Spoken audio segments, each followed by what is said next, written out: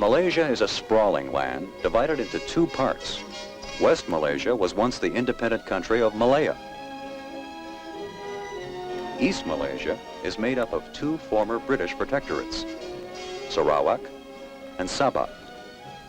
Now they are two of the 13 states that make up West and East Malaysia. The states of Malaysia are mainly lands of jungles and swamps and mountains. Most of Malaysia's approximately 10 million people live on the narrow coastal plains near the sea. Many of the people in West Malaysia, the Malay Peninsula, work as fishermen or as traders.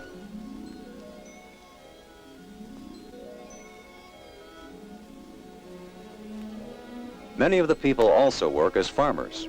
Rice is the main food crop. Latex is Malaysia's most important money crop. Latex is sap from rubber trees. 1/5 of the workforce of West Malaysia is employed by the rubber industry.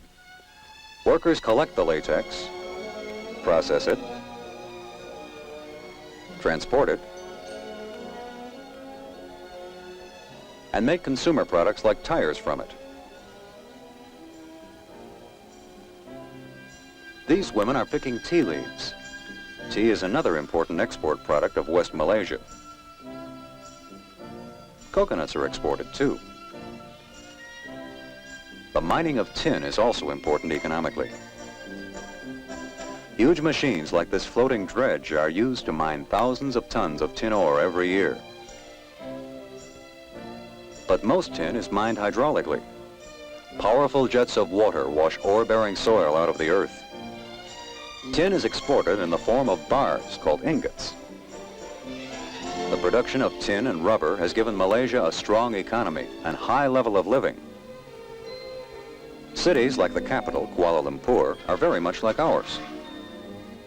But Malaysia, like most Southeast Asian countries, is a nation of contrasts. In the big cities of West Malaysia, families live in modern apartments. And students attend large schools.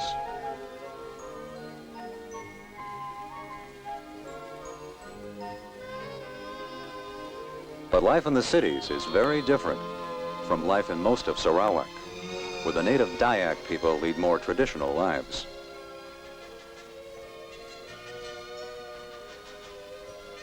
In Sarawak, almost everyone farms.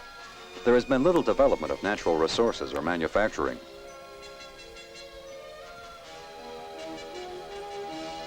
Sarawak is a wild land where overland transportation is very difficult. So most of the people live near the sea or on the banks of the rivers. To help overcome a limited food supply, the government has built ponds and stocked them with fish to provide an additional source of food. In contrast to Sarawak, Sabah is a prosperous state with an adequate food supply. A visit to a tamu, or market, shows the variety of Asian people who live in Sabah.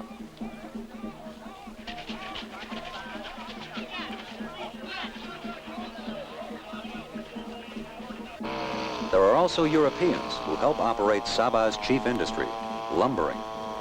This lumber camp is near the port of Tawau in eastern Sabah. Millions of feet of lumber come from the forests of Sabah.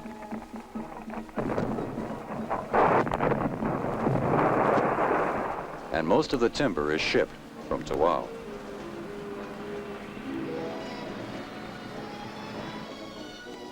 The economies of both Malaysia and Singapore are very complex, but no more so than the political picture.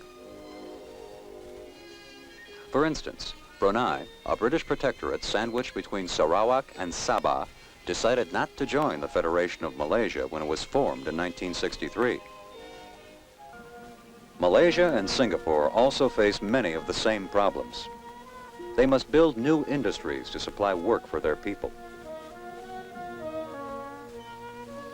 They must continue to provide their people with better education. They must continue to provide their people with better homes.